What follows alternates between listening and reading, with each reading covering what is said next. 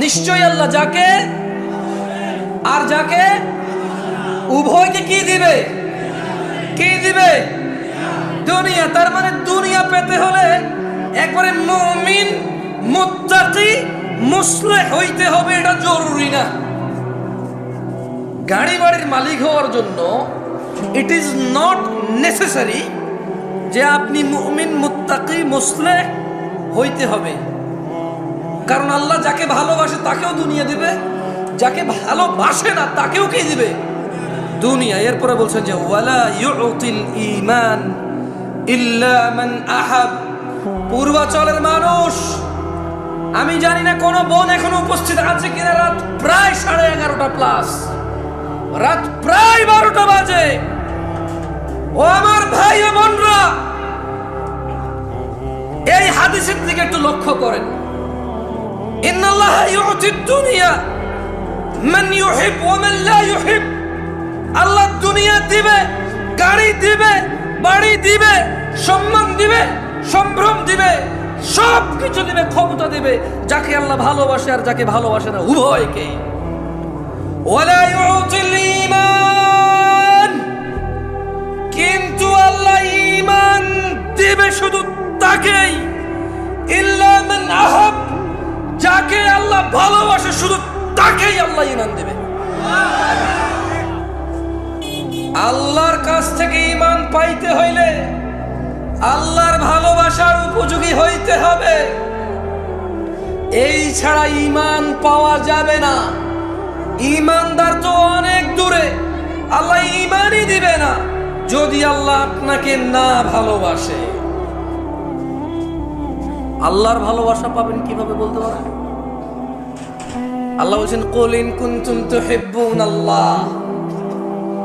ও মুহাম্মদ সাল্লাল্লাহু আলাইহি ওয়াসাল্লাম, এদেরকে বলে দেন ইন কুনতুম তুহিব্বুনাল্লাহ, যদি তোমরা আল্লাহকে ভালোবাসো, ফাত্তাবিউনি, আমি মুস্তাফা সাল্লাল্লাহু আলাইহি ওয়াসাল্লামের অনুসরণ করো, ইউহিব্বুকুমুল্লাহ, যদি আমি মুহাম্মদের অনুসরণ করো, ওই আল্লাহ আরশে আযীমের মালিক উনি নিজেই, তুমি বান্দাকে, সৃষ্টিকে ওই আল্লাহ নিজেই ভালোবাসবে। আল্লাহ কাকে ভালোবাসবে? যে বাঁ হাতে খায় সে কি নবীর অনুসরণ করে? যে টাকনুর নিচে পড়ে সে কি রাসূলের অনুসরণ করে? যে দাঁড়িয়ে দাঁড়িয়ে খায় সে কি রাসূলের অনুসরণ করে? যে ডান পায়ে টয়লেটে যায় সে কি রাসূলের অনুসরণ করে? যে বাম পায়ে মসজিদে ঢুকে সে কি রাসূলের অনুসরণ করে? যে গালিগালাজ করে সে কি নবীর অনুসরণ করে? যে হারামখোর সে কি নবীর অনুসরণ করে? যে জিনাকারী সে কি নবীর অনুসরণ করে? যে দ্বীনের মধ্যে নেকির আশায় নতুন নতুন সুন্দর সুন্দর ভালো ভালো কাজ করে ইবাদত বলে চালিয়ে দেওয়া, অথচ নবী বলেনি, সে কি নবীর অনুসরণ করে? তাহলে কে নবীর অনুসরণ করে? কুল্লু উম্মতি ইয়াদখুলুনাল জান্নাহ। ইয়া নাস, মানুষ, তিনি সাল্লাল্লাহু আলাইহি ওয়াসাল্লাম বলেছে কুল্লু উম্মতি ইয়াদখুলুনাল জান্নাহ, আমার উম্মতের সবাই জান্নাতে যাবে। সুবহানাল্লাহ।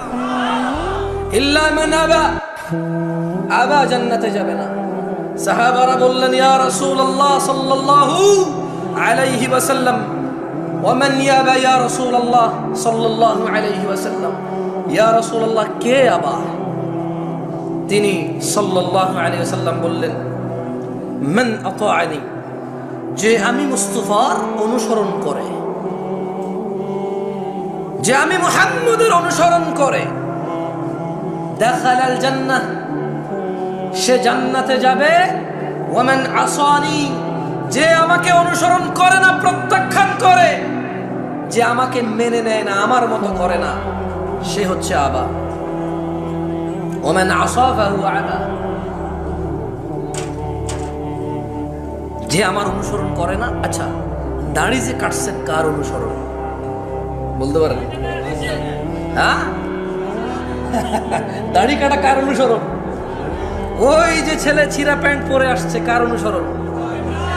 এই যে এখানে ছেলে এখান দিয়ে চুল এমনি কাটছে কার অনুসরণ? এই যে ছেলে 7 number 8 number 10 number 11 number jersey ছাড়া পড়বে না, কারণ স্মরণ। এই যে 10-12টা মানুষ একটা কিছু একটা নিয়ে ঘুরলো, কিছু একটা করলো, 11 কোটি 12 কোটি মানুষ টিভিতে মাঠে ঘাটে বসে বসে দেখে, কারণ স্মরণ। এই যে ক্যামেরাম্যান সারাদিন ওয়াজ রেকর্ড করে, আল্লাহ 30 দিন ওয়াজ রেকর্ড করে, কোথাও না কোথাও টাকুর নিচে প্যান্ট পরে দাড়ি করে, কি জন্য ওয়াজ রেকর্ড করে বলেন তো একটু? আস্তাগফিরুল্লাহ। আপনি কি আল্লাহ, আপনি কি অন্ত জানেন? থাক বললাম না ভাই, ওরাই জানে কি জন্য। কারণ ওরা যা ওয়াজ শুনে পরে বলবে যে আপনি কিভাবে জানেন আমি মুনাফিক? আপনি নিজেই মুনাফিক, আমাকে মুনাফিক বলার কারণে। কারণ ও বলবে দরকার কিন্তু কিছু বলবেন, ভাই ডোন্ট টেক এনি রিস্ক, ওকে? আর আসলে কাউকে তো মানে ছেলেগুলোর সামনে আসলে কিভাবে তো লজ্জা দেওয়া উচিত না। মানে হ্যাঁ, তোমার কি উচিত হয়েছে এখন আমার সাথে কানেক্ট হওয়া? বলো, আমি তো মাহফিল করতেছি ওদের সাথে, তোমার সাথে আমি ম্যান টু ম্যান কানেক্ট হলে আমার বিষয়ের কী হবে বলো? তোমার তো উচিত হয় না ভাইয়ের সাথে এখন কানেক্ট হওয়া ম্যান টু ম্যান। তুমি মাহফিল শেষে বলো কোনো অবস্থা থাকলে, এটা ঠিক না, বক্তব্য বিগড়ে যায়। এই যে ছেলেগুলো লাইভ করে, রেকর্ড করে, এডিট করে, থাম্বনেইল দেয়, এরপর এটা ছাড়ে, এই দেখুন জামশেদ মজুমদার কাঁদিয়ে দিলেন সবাইকে, হুদা এরকম চোখের পানি এরকম লাগাই দেয় চোখের ছবি। আমি এরপরে এরপর আমি নিজের ওয়াজে নিজে ক্লিক করে দিয়েছি, আমি তো কান্দি নেই, কেউ কান্দে নাই।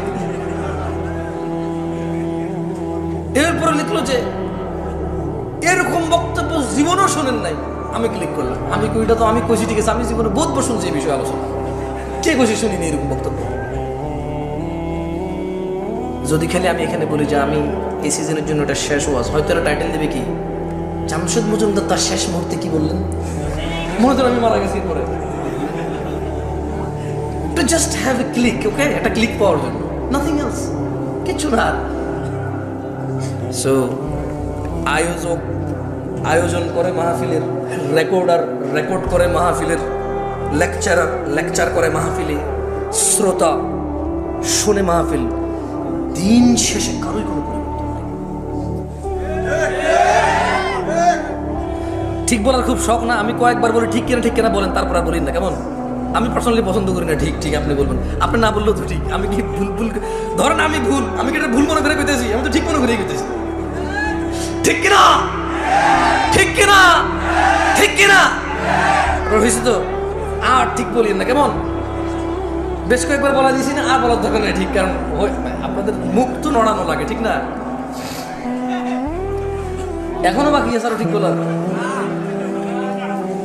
আচ্ছা এবার আসেন তো, মায়ের পেটে কয়টি জিনিস লেখা হয়? 1 নাম্বার, 2 নাম্বার হায়াত, জীবনকাল। কি কাল? জীবনকাল। তারপরে হচ্ছে 3 নাম্বার, 4 নাম্বার আল্লাহ দুনিয়া কাকে কাকে দিবে? সবাই বলতে কে? বেশি হয়ে যাবে, তাহলে আমি আরো সুন্দর করে প্রশ্ন করি। আল্লাহ দুনিয়া দিবে যাকে, আর যাকে ওকে। ঈমান দিবে কাকে? ঈমান কে দেয়? আল্লাহর ভালোবাসা পাবে কে? মাশাআল্লাহ, মুমতাজ। এটা হলো সুলতান। ওস্তাদ বক্তব্য মুখস্থ হয়ে গেছে না ওদের? এখন পর্যন্ত যা বলছে ওদের কিন্তু মুখস্থ হয়ে গেছে, মানে হুকুম মুখস্থ হয়ে গেছে। হাদিস মুখস্থ না হলে হুকুম কি হয়েছে? এটাই দরকার আমাদের। আমরা চাই আমরা কথা বলবো, আপনি যদি হাদিস এবং কোরআনের আয়াত মুখস্থ না করতে পারেন, কিন্তু যা বলেছে এটার হুকুম আপনি মুখস্থ করবেন, আদেশ এবং নিষেধগুলো আপনি মুখস্থ করবেন। আল্লাহ আমাদেরকে তৌফিক দান করুন। একটা হাদিস বলি আপনাদেরকে, আরেকটা হাদিস বলি, কেমন? বিরক্ত হচ্ছেন না তো? ঠিক আছে, আপনাদেরকে বসতে বলবো না। কেন বলবো না? অসুবিধা দাঁড়ায় থাকেন, হয়তো বসতে বসতে আপনার পা ব্যথা হয়ে গেছে, আমার ওরকম হয়। আমি অনেক সময় বসলে পায়ের উপর পা তুলে দিই, আবার নামাই, আবার এক পা চেয়ারের উপরে তুলে দিই, মানে দীর্ঘক্ষণ বসে থাকলে এরকম হয়। It's okay, totally fine, but কথা মনোযোগ দিয়ে শুনতে হবে। কি দিয়ে শুনতে হবে? মনোযোগ দিয়ে শুনতে হবে। বাকি ওঠেন, দৌড়ান, বাদাম খান, বুট খান, কিচ্ছু যায় আসে না আমার। আল্লাহ নবী সাল্লাল্লাহু আলাইহি ওয়াসাল্লাম বলতেছে যে উহাদ্দিসুকুম হাদিসান ফাহফাযুহু, আল্লাহ নবী বলছেন যে আমি তোমাদের একটি কথা বলছি, তোমরা তা মুখস্থ রাখবে। কে বলেছে? কে বলেছে? সাল্লাল্লাহু। কয়টি কথা বলবে? আমরা কি করতে হবে? আবার খাই ফেলছেন। আরে আপনি খান নাই ভাই, কেউ কেউ খাইছে। ওকে, আমি আবার জিজ্ঞেস করি। আল্লাহ নবী সাল্লাল্লাহু আলাইহি ওয়াসাল্লাম বললেন, উহাদ্দিসুকুম হাদিসান ফাহফাযুহু, আমি তোমাদের একটি কথা বলছি, তোমরা তা মুখস্থ রাখবে। তাহলে একটি কথা কে বলছে? আল্লাহ নবী সাল্লাল্লাহু আলাইহি ওয়াসাল্লাম। কয়টি কথা বলছে? কি করতে বলছে এটা? কি করতে বলছে এটা? কল, তিনি সাল্লাল্লাহু আলাইহি ওয়াসাল্লাম বললেন, ইন্নামাদ দুনিয়া লিআরবাআতি নাফর। ও আমার উম্মতরা, আচ্ছা এইভাবে উনি বলেনি, আমি বলতেছি। ওকে, তিনি এভাবে সাল্লাল্লাহু আলাইহি ওয়াসাল্লাম বলেনি, উনি তো সাহাবাদের বলছেন। কাকে বলছেন? উনি কাকে বলছেন? সাহাবাদের। কিন্তু আমরা ওনার কি উম্মত। আমরা কি? আমরা ওনার সাহাবা না, আমরা কি উম্মত। তিনি ওনার সাহাবাদের মাধ্যমে, সাহাবাদের প্লাসে কিয়ামত পর্যন্ত যত মানুষ এই পৃথিবীতে আসবে সবার জন্য সমান বিধান, সবার জন্য সমান বিধান। তিনি বলছেন যে উহাদ্দিসুকুম হাদিসান ফাহফাযুহু, আমি তোমাদের একটি কথা বলছি, তোমরা তা মুখস্থ রাখবে। قال, তিনি সাল্লাল্লাহু আলাইহি সাল্লাম বললেন, ইন্নামাদ দুনিয়া লিআরবাআতি নাফর, নিশ্চয় দুনিয়া চার প্রকার মানুষের জন্য। নিশ্চয় এই পৃথিবী চার প্রকার মানুষের জন্য। নিশ্চয় এই পৃথিবী কয় প্রকার মানুষের জন্য? নিশ্চয় এই পৃথিবী চার প্রকার মানুষের জন্য।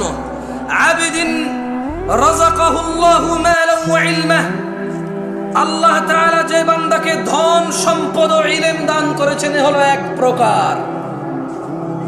এই পৃথিবী কয় প্রকার মানুষের জন্য?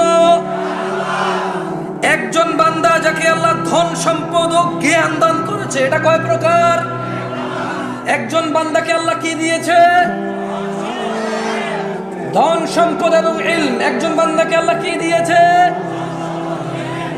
ভাই আমি একলা কষ্ট করলে হবো না, বাঙালি হলো হিংসুক, আমি আমার ভিতরে হিংসা আছে।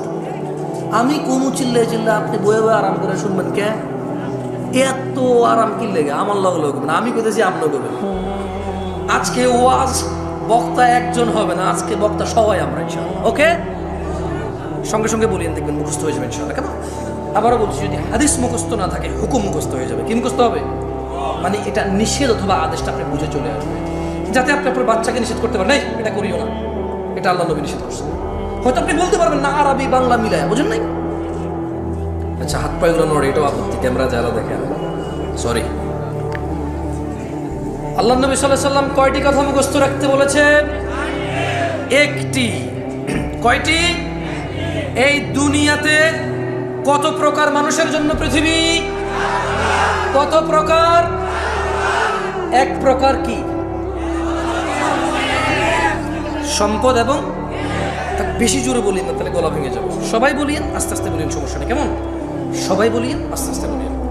তাহলে এক প্রকার হচ্ছে আবদান রিজকাহুল্লাহ, সরি রাযাকাহুল্লাহ মালান ওয়া ইলমা। আল্লাহ তাআলা যে বান্দাকে ধন সম্পদ এবং ইলম দান করেছে, সুবহানাল্লাহ, ফাহুয়া ইয়াত্তাকি ফীহি রাব্বাহু ওয়া ইয়াসিলু ফীহি রাহিমা। যাকে আল্লাহ ধন সম্পদ বলছেন, যে আল্লাহ নবী বলছেন যে আর সেই তার ধন সম্পদ এবং ইলমের ক্ষেত্রে তার রবকে ভয় করে ও আত্মীয়দের সাহায্য করে। সুবহানাল্লাহ। তাহলে পৃথিবী চার প্রকার মানুষের জন্য। কয় প্রকার মানুষের জন্য? এক, আল্লাহ একজনকে সম্পদ দিছে, ইলম দিছে। এখন সে কি করে? সে ইলম দিয়ে আর সম্পদ দিয়ে আল্লাহকে ভয় পায়। কাকে ভয় পায়? মানে এই টাকা দিয়ে সে সিনেমার টিকিট কেনে না। এই টাকা দিয়ে সে কি করে না? সিনেমার টিকিট কেনে না। এই টাকা দিয়ে সে মদ গাঁজা কিনে না। এই টাকা দিয়ে সে কাউকে মারবে, গাল্লাবে, অপদস্থ করবে, জুলম অত্যাচার করবে, সেটা কি করে না। সে এই টাকার ক্ষেত্রে সে কি পায়? ভয় পায়। কাকে? রবকে ভয় পায়। কাকে? রবকে ভয় পায়। এবং সে এই টাকা আত্মীয় স্বজনকে হেল্প করে সে সম্পদ দিয়ে। কি দিয়ে সম্পদ হেল্প করে সে? আত্মীয় স্বজনকে। কি করে সে? ফুফিদের সম্পদ কারা কারা দেন নাই? হ্যাঁ, এগুলো সব গরিব মানুষ আমার মতো। রাত 12টা বাজে বড় লোক এখন মানে কোন জায়গায় কনসার্ট চলতেছে, কোন জায়গায় একটু পয়সা নির্জনে অথবা হোটেলে বসে একটু গাঁজা মাজা খাওয়া যায়। সরি, সব বড় লোক বলছি না ভাই, গরিব এখন টিকটিকির ল্যাস খায় ভাই। যার কাছে পয়সা আছে সে ইয়াবা গাঁজা খায়, যার কাছে পয়সা নাই পুরান মোজা সঙ্গে দেখে নিই। সেটা সম্পর্কে জানতে লাগে। আমি রিসেন্টলি দেখেছি, আমি অনেক জায়গায় কথাটা বলেছি, তখন আমি বিয়ে করেছি নতুন, আরও অনেক ইয়াং, একদম মোটামুটি 8-10 বছর আগের কথা বলতেছি। তো বাংলাদেশে তো আমি প্রথমবার আসছি, আমি তো বাংলাদেশ সম্পর্কে তেমন জানি না, তেমন মানে জানি না তখন। তো বিয়ে শাদী করলাম, চিটং যাচ্ছি। কর্নেলহাট নাম শুনছেন? চিটং কর্নেলহাট মানে এটা এখানের আগে, সিটি গেটের পরে।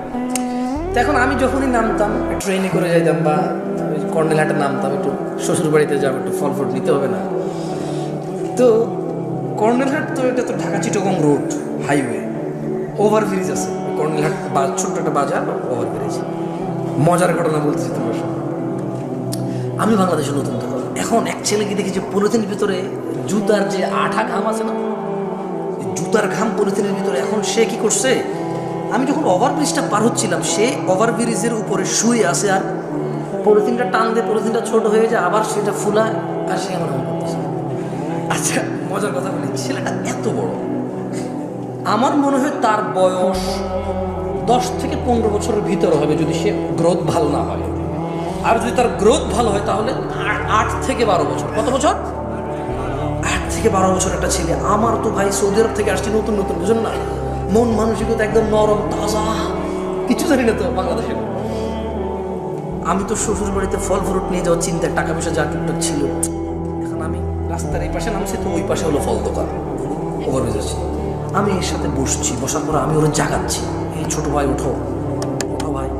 যে মানুষ হেঁটে যাচ্ছে, আসতেছে, যাচ্ছে, কেউ কোনো ওর দিকে ভ্রুক্ষেপ করতেছে না, আমি বসে আছি ওর সাথে। আমি বলছি, পরে দেখলাম যে পলিথিনে ঘাম, সেরকম খাচ্ছে, সে তো গ্রাম নিচ্ছে, আমি তো ভাবছি সে খাচ্ছে। আমি বলছি কি, আপনি বিলিভ করবেন না, আজকে আমি হাসতেছি, ওই দিন আমি ওখানে বসে কান্না করতেছিলাম। আমার মন এত খারাপ হয়েছে যে, কি এত গরিব দেশ আমরা, এই ছেলে ঘাম খাচ্ছে কেন?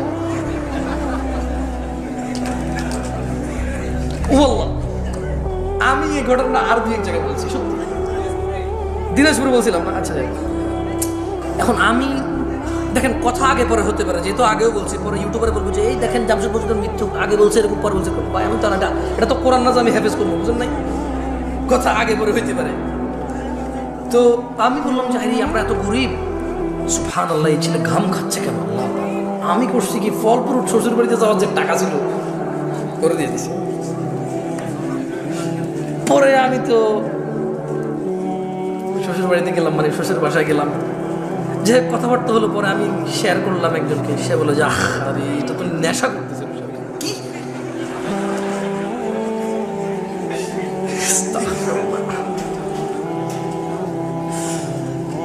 অপরাধ করতে টাকা লাগে না, অপরাধ করতে কি লাগে না, টাকা লাগে না। মানুষ অপরাধ করেই তো টাকার জন্য। যদি অপরাধ করতে টাকা লাগতো তাহলে টাকা থাকার পরে অপরাধ করতে পারতো, কিন্তু সে অপরাধ করেই তো টাকার জন্য।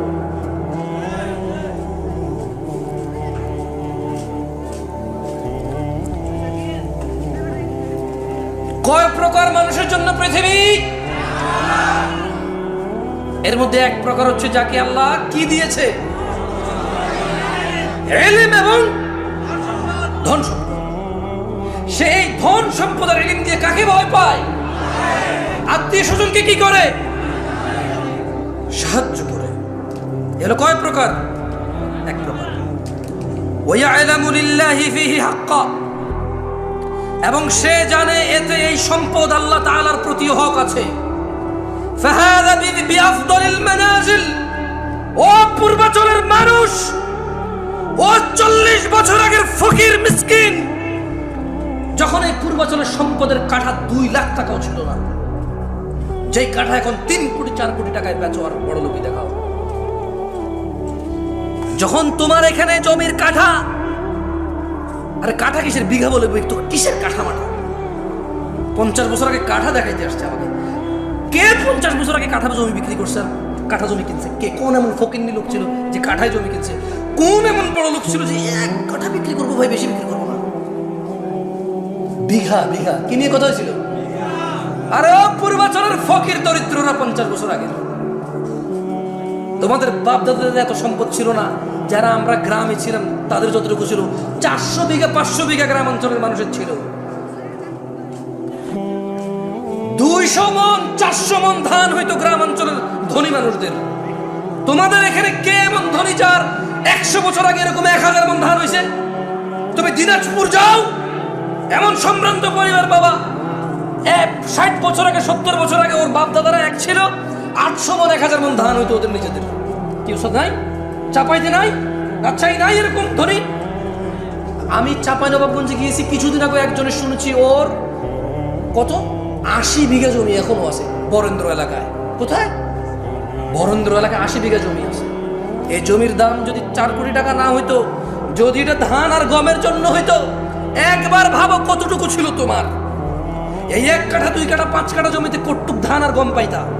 এর রিজিক কে দিয়েছে? জেনে রাখো, তিনি সাল্লাল্লাহু আলাইহি সাল্লাম বলছেন, আল্লাহ একজনকে সম্পদ দেয় এবং ইলম দেয়। সে সম্পদ দিয়ে আল্লাহকে রিজিক দিয়ে এবং ইলম দিয়ে সে আল্লাহকে ভয় করে, আত্মীয়তার সে কি করে? সাহায্য করে।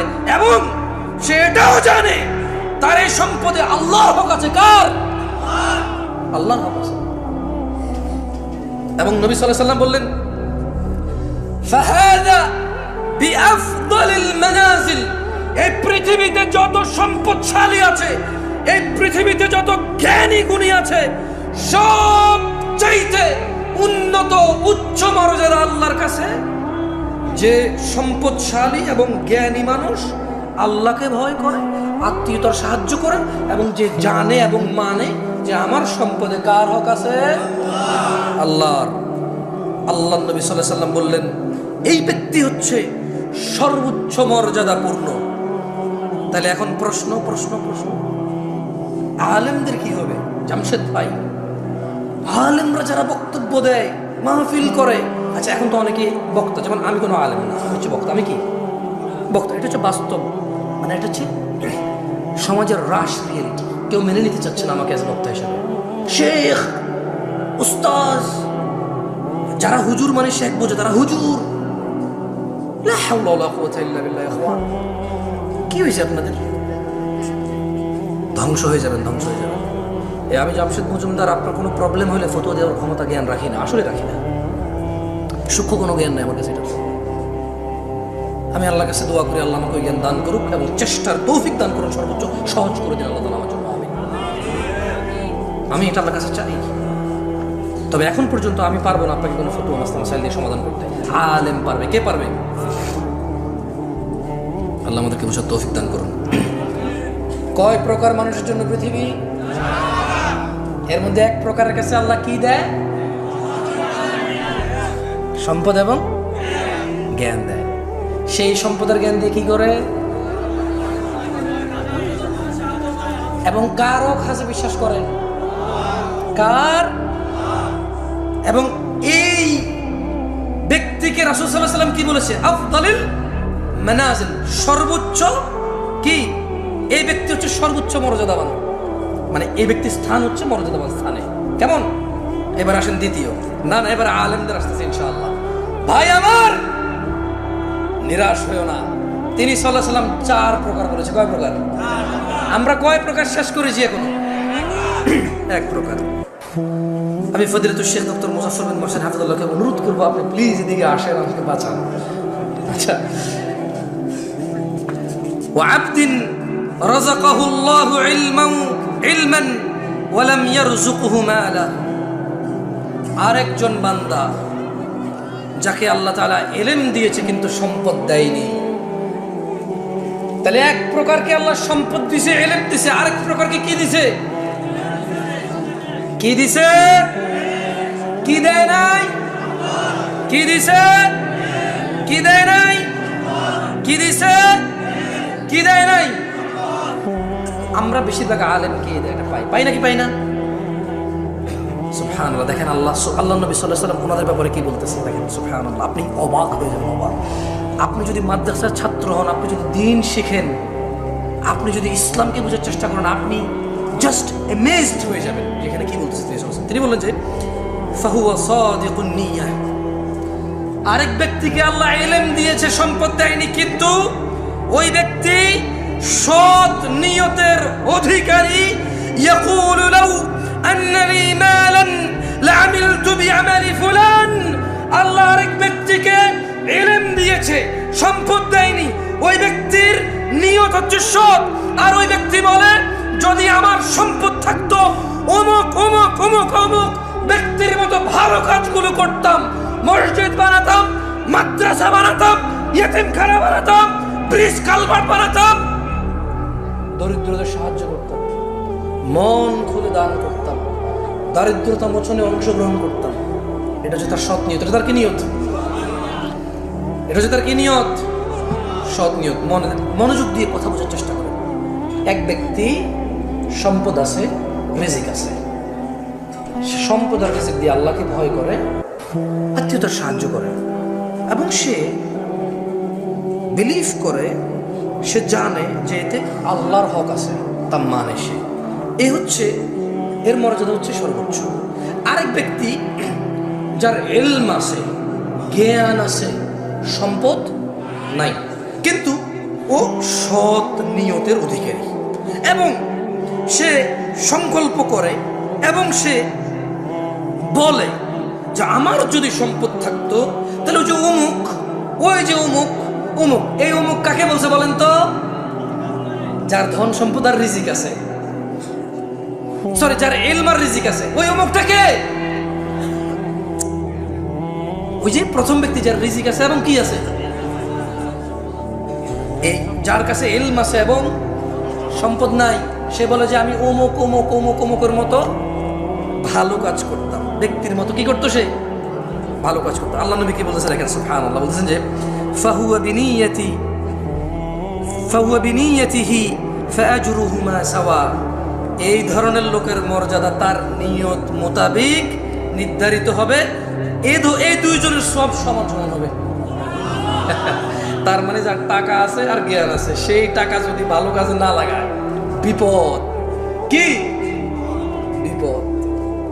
কিন্তু যার ইলম আছে, টাকা নাই, সৎ নিয়তের অধিকারী, আর মনে মনে সংকল্প করে, টাকা থাকলে মসজিদ বানাইতে পারতাম, এটা সুন্দর, এখানে ওযুখানাটা করে দিতাম, আমার কাছে টাকা থাকলে বেটা এসি লাগাইতাম, আমার কাছে টাকা থাকলে 5 তলা করে দিতাম, মানুষজন নামাজের জায়গা নেই, আরে অমুক মাদ্রাসায় এতিমরা পড়ে, ভালো খাওয়া দাওয়া খাইতে পারে না, এই শীতকালে ওদের এই টিনের ফাঁকে দিয়ে বাতাস ঢোকে, জানালাতে থাই গ্লাস লাগানো নাই, আমার কাছে টাকা থাকলে থাই গ্লাস লাগা দিতাম, এতিমগুলো সুন্দর করে থাকতো, অমুক, সেগুলো ভাবে, এগুলো সে কি করে? এতেই তার, ওই যে ব্যক্তি করে, টাকা খরচ করে, এর সব সমান সমান হয়ে যাবে। সুবহানাল্লাহ। তাহলে কয় প্রকার পাইলাম আমরা এখন পর্যন্ত? পৃথিবী কয় প্রকার মানুষের জন্য?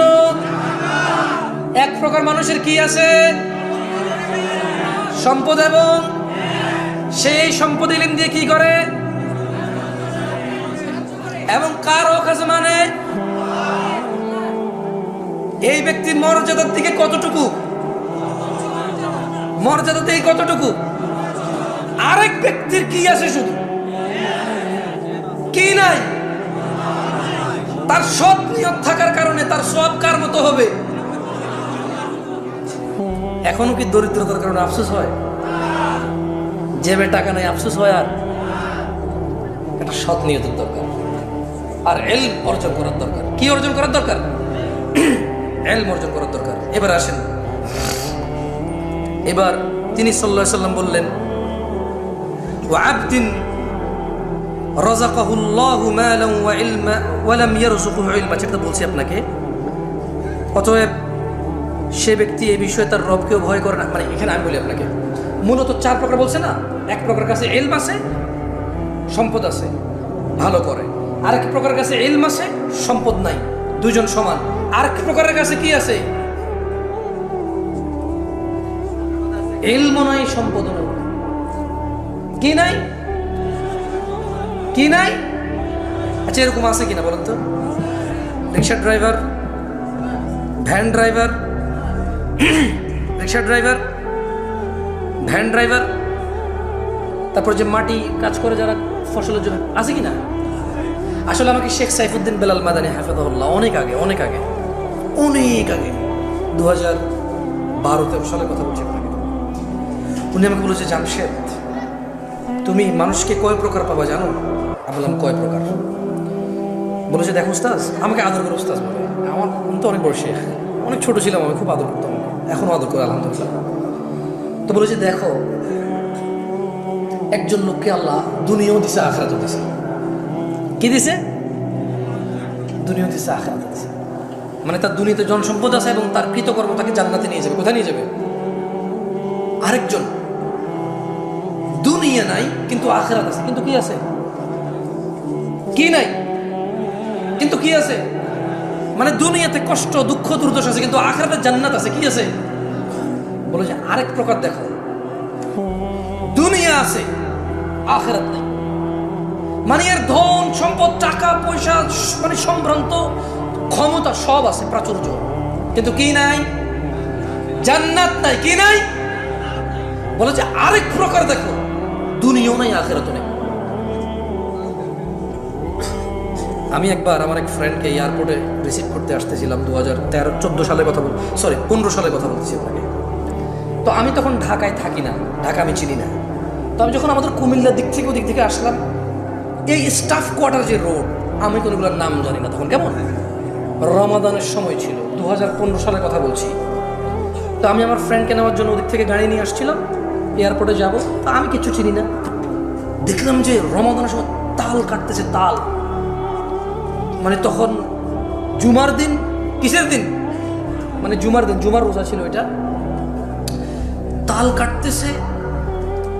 আরে আমাদের এলাকার দিকে ওই যে কালো পর্দা মর্দা দিয়ে খায় কেউ কেউ, বুঝছেন?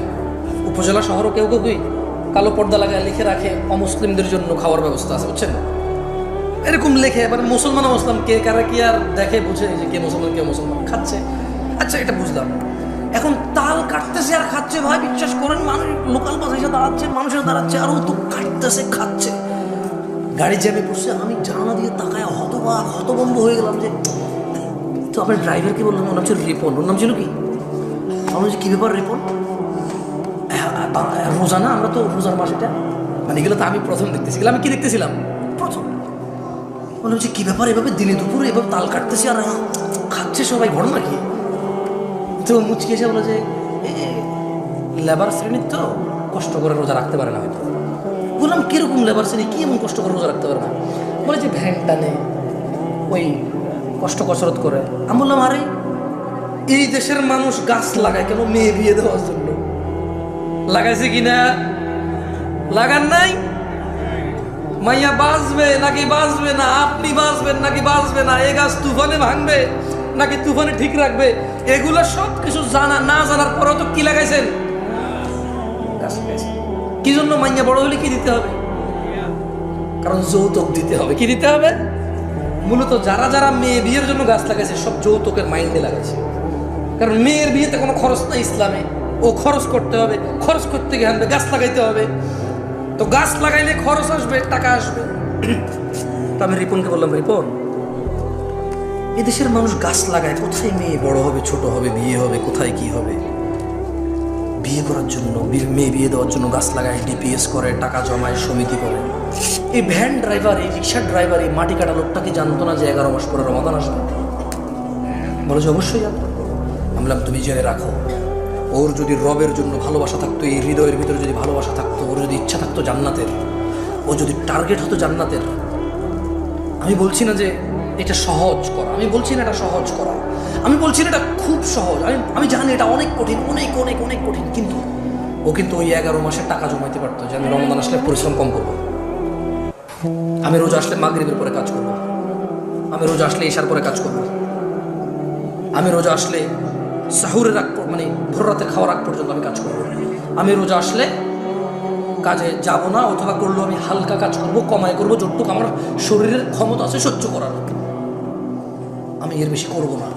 ওর যদি রোজা রাখার নিয়ত থাকতো, এরপরে ও যখন আমার বলছে যে কষ্টের কাজ করতো, আমি বললাম যে জুমার নামাজে যে দেখো মানে আমি তো মুসাফির, আমি কি মুসাফির। আচ্ছা, আবার ঢাকার নামাজের সময় আরেক জায়গায় নামাজের সময় সমান না, বুঝছেন? আগে পরে 20-30 মিনিটও আগে পরে হয়। তো এই যে বনশ্রী যে কেন্দ্রীয় মসজিদ আছে, ওটার সামনে এসে আরেকজন পাইলাম। তোর বলে আমরা তো জুমা নামাজ পড়ে ফেলছিলাম। বললাম যে দেখো এখানে এখনো জুমার নামাজ চলতেছে না, মানুষজন রাস্তা পর্যন্ত নামাজ পড়তেছে, লোকাল বাসের ভিতরে মানুষ ভর্তি, ড্রাইভার ভর্তিও কিন্তু নামাজ পড়তেছে না। তাহলে বলো এটা কি কষ্ট কাজ? আমি মনে উদাহরণটা বুঝতে পারিনি পারছি। মানে ওকে বললাম তাল খাচ্ছে কেন এরা রোজার দিনে? বলছে যে কষ্টের কাজ করে। এর কিছুক্ষণ আসার পরে যে স্টাফ কোয়ার্টার পার হয়ে যখন এই বনশ্রী পর্যন্ত আসলাম, দেখলাম যে এখানে এখনো নামাজ শেষ হয়নি, ওদিকে কোথাও কোথাও নামাজ শেষ, আমরা নামাজ পড়ে গেছিলাম। তো দেখলাম যে স্টাফ কোয়ার্টার, ওই যে বনশ্রীর মসজিদটা পুরো একদম রাস্তা পর্যন্ত ভরাট হয়ে গেছে। এখন বাস আসছে না, তো রাস্তার মধ্যে মুসল্লি নামাজ পড়তেছে, ওকে যেতে পারতেছে। তো আমরাও যে আমি আটকাইছি গাড়ি, বললাম যে তাহলে রিপন বলো তো, তাল খাচ্ছিল, রোজা রাখতে পারতেছিল না কারণ কষ্টের কাজ করেও। এখন ওই যে লোকাল বাসের ড্রাইভারও কিন্তু অমুসলিম না, ওই যে লোকাল বাসের ভিতরে বাস ভর্তি কি যাত্রী, ওরাও কিন্তু অমুসলিম না। তাহলে ওরা কেন নামাজ পড়তেছে না বলতে পারো? মাত্র 2 রাকাত, তো মাত্র কয় রাকাত? মাত্র কয় রাকাত? তাহলে শেখ সাইফুদ্দিন বেলাল মাদানী হাফিজাহুল্লাহর ওই নসিহতটা মনে পড়ে গেল।